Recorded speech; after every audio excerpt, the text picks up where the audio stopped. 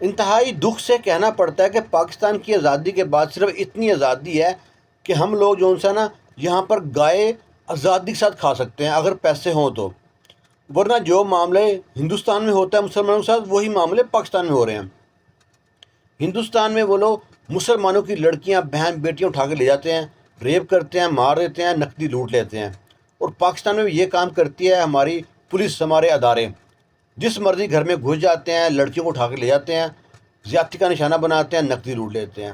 ایسا ہی واقعہ پیش آتا ہے سرگودا کی سرزمین، شاہینوں کی سرزمین ان سے نا، سرگودا کے ساتھ چھوٹا سا کوئی علاقہ ہے کوٹ مومن، وہاں پہ پولیس ایک بندے کی ریکنگ کرتی ہے، جس کو اٹھانا ہوتا تھا نا اس کی ریکنگ کرتی تھی کہ دیکھتی تھی اس کے پیچھے آنے والے بندے کون ہیں۔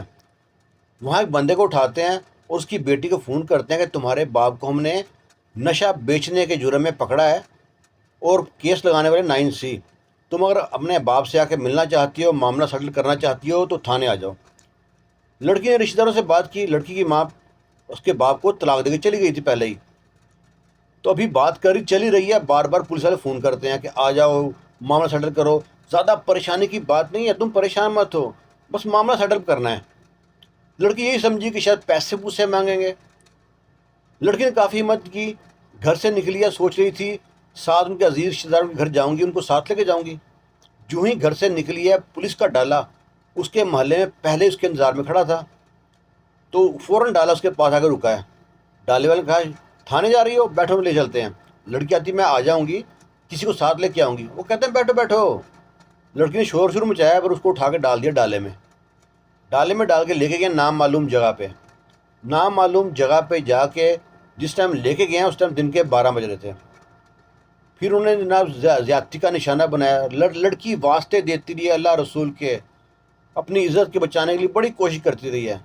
وہ درندے صفت جو پولیس والے ہیں، اور اس پولیس والے کا ٹاؤٹ بھی بیچ میں تھا ایک، وہ جناب اس کا زیادتی کرتے رہے ہیں۔ ایک بندہ ہاتھ پکڑا اس کا زیادتی کرتا، اور صبح جب لے کے گئے ہیں اور رات کے 2 بجے زیادتی تک نشانہ بناتے رہے ہیں، اور 2 بجے گھر کے باہر پھینک کے چلے گئے ہیں۔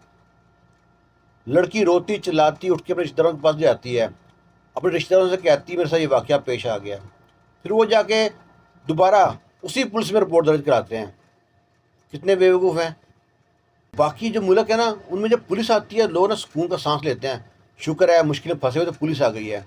ہمارا جو ملک ہے اسلامی جمہوریہ پاکستان، اس میں کہیں پولیس دیکھ لے نا تو کہتے ہیں یا اللہ خیر کرنا، نہ ان سے جانیں محفوظ ہیں، نہ ان سے مال محفوظ ہے۔ اللہ تعالیٰ اس اسلامی جمہوریہ پاکستان کی نا کو مدد فرما دے۔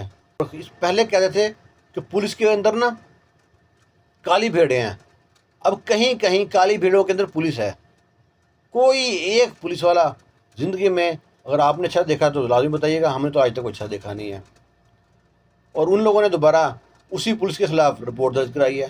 ابھی کچھ دن پہلے ہی 2 بچوں کو ایک پولیس والا اٹھا کے لے کے جاتا ہے، چھوٹے چھوٹے بچے تھے، ان کو زیادتی کا نشانہ بناتا ہے۔ پاکستان میں ایسے کیس آتے ہیں نا اس طرح کے، جیسے کہ پاکستان کو پتہ نہیں، فلسطین سے بھی برے حال ہیں پاکستان میں۔ اللہ معافی دے۔ اور ہوگا کچھ بھی نہیں، 4 دن سسپینڈ کریں گے اس کو، اور یہاں نہیں تو کسی اور علاقے میں بھیج دیں گے اس کو، وہاں جا کام کر لے، یہی کام کرنا ہے۔ باقی ہے کہ وہ کہتے ہیں نا مجھے فخر ہے اس بات کا کہ میں پاکستانی ہوں، اور مجھے فکر ہے اس بات کی کہ میں پاکستان میں ہوں۔ پاکستان زندہ باد۔